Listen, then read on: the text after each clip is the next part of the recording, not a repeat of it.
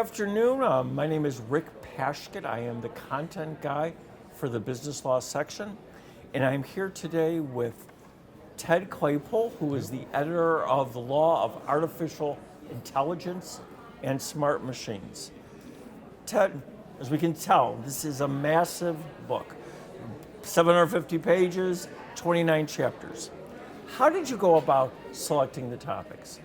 Well, it's interesting because there's not an enormous amount of law on artificial intelligence right now. Okay. And so while there are certain areas of law that we knew we had to have, so we grabbed those in certain chapters. Right. I knew we needed a series of chapters that explained it, what it was, because it's a difficult concept. Sure. And I also knew that we were going to need a fair amount of educated speculation based on current laws and based on what we knew the problems were going to be legally. All right.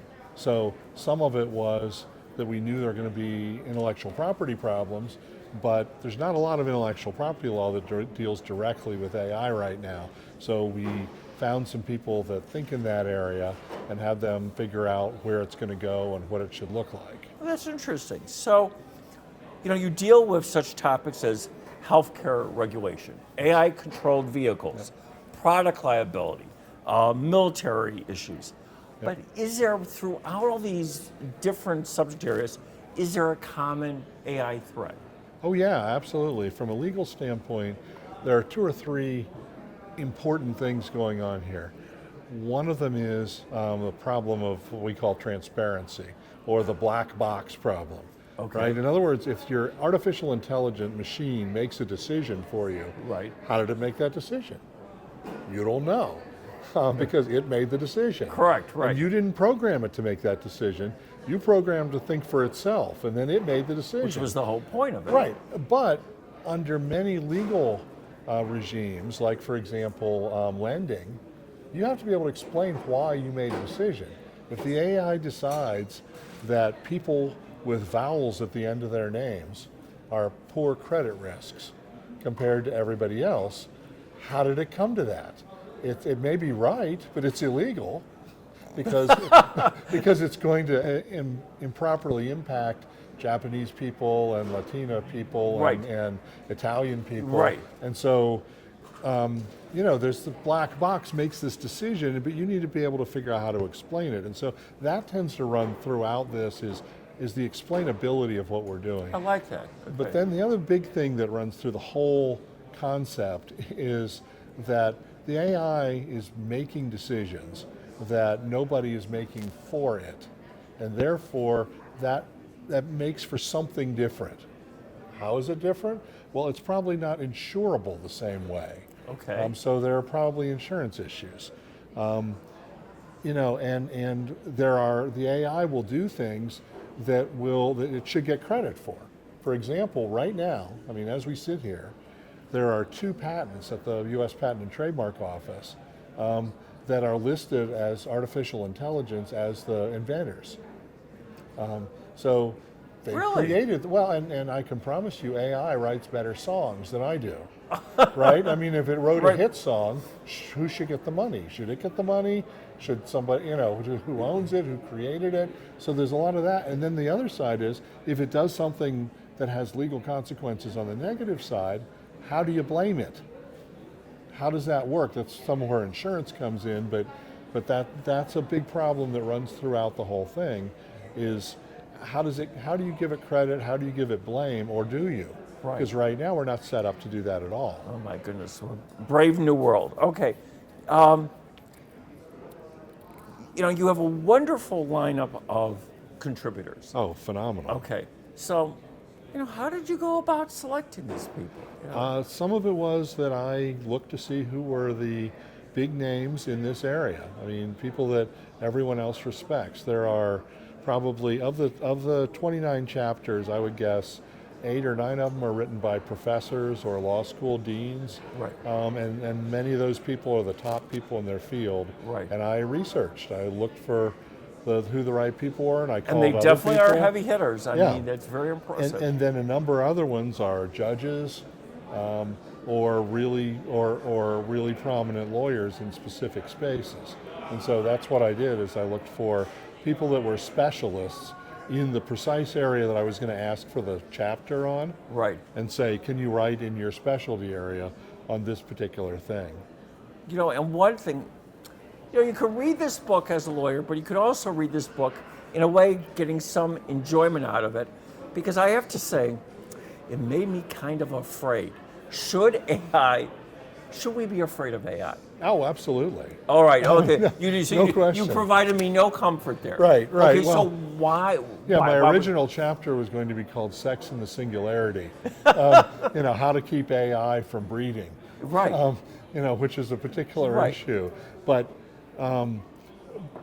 that's some of what we were, well, let me go to your first issue first, Right. which is fun reading.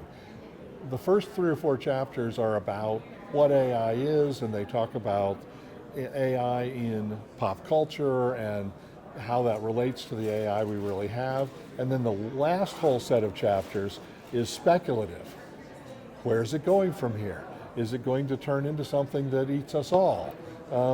Is it going to be our best friend, or is it going to be, are we going to have interactive sex bots sometime soon? Or like Stanley Kubrick said, will it be Hal? Right, exactly. And will it be Hal, or actually, one of our authors I was talking to recently for a podcast in this area, and he pointed out his favorite part of that was not Hal, but the AI that he thought was the race of extraterrestrials that were leading us along. Oh my goodness. Which apparently, according to Stanley Kubrick, had locked their intelligence into machines to make themselves immortal.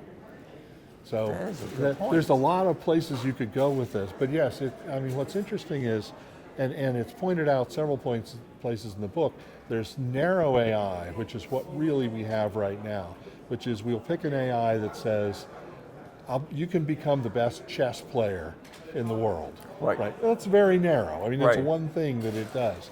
Or, I want you to learn to talk to other individuals and answer their questions. Okay, that's a Right. specific thing. But that's not a living being, and that only does the one area. It's very different from Frankenstein's monster or something in which Right. it's It's a a good full point. creature that does everything and has desires and needs. And we don't have AI like that, and it'll be many, many years before we do. But it's around the corner.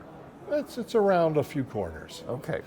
So, Ted, you're the esteemed lawyer. Can I say a cyber visionary? You can. Okay. Boy Scout? Eagle Scout. Eagle Scout. Okay, but you soon will be a mystery author.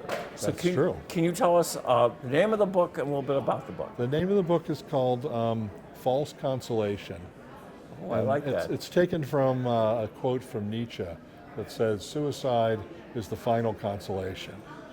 And it's in the book are protagonists who run a very high-end multi-city detective agency that has lots of very interesting equipment and technology, are asked to look into the suicide of the son of one of their big clients. Okay. And who the client doesn't think it was a suicide. And so they get deep into the seamy side of Seattle, which is where this all takes place, as well as the richer sides of Seattle. And there's corruption, and there's drugs, and there's diamonds, and there's all sorts of terrible things involved, but it's also very dark and very funny. And who's your detective? His name is Matt Bishop. He's an ex-Army intelligence officer and a recovering lawyer. A recovering lawyer. Yes. Okay. And he was asked to come in. He represented this detective agency, which was run by his commanding officer from 20 years earlier when they were in the Army intelligence together.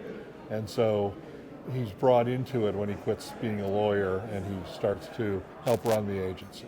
Well, Ted, I imagine the book will be fascinating because you're so fascinating, and I know how osmosis works. So, Well, I appreciate that, and I will have it out and hopefully you'll give me a good read. I will do that. And Ted, a great book, and thanks for all your help. Oh, certainly. Thank you for allowing us to do the book. Oh, very wonderful. Thanks. Thanks, Rick.